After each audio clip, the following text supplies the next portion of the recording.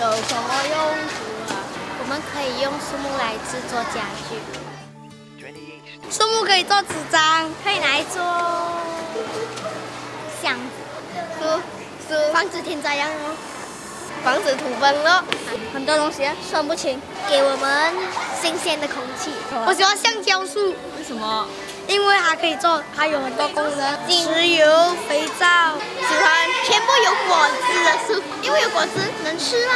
很健康吗？因为它长很多毛出来哦。所以世界上它只有一棵是会长毛，就是毛丹树。就是给那些动物，比如松鼠啊，我们可以跳来跳去啊。它不择手段去砍那些树，所以它很坏咯。空气会被污染，动物就会失去家园。鸟、蜈蚣、马路、蝴蝶、老鼠、松鼠、老鼠、猴子。树也有生命的，它没有管树的生命。砍了的树要种回去。没有森林，地球会变得光秃秃，没有头发了。是我自己设计出来，是现实世界上没有这种树了。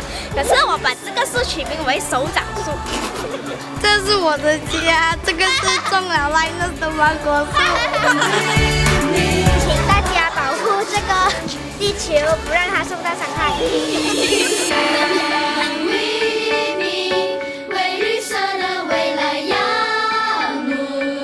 过分的开采和砍伐树林，已经引发很多天然和人为的灾害，温室效应、海啸、土崩、水灾、呼吸系统疾病、货物腾贵、土著和动物们无家可归，以及大家看不见的无形灾害。有想过，我们真的需要吗？买了东西后没用了就拿去回收，这不叫环保。环保应该是由节省、减少资源开销开始。一人的力量有限，请大家一起来响应环保。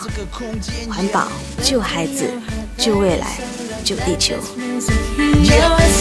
是什么救地球，而是救自己，好让我们有以后。银行里头只有地球，就像天堂的星球。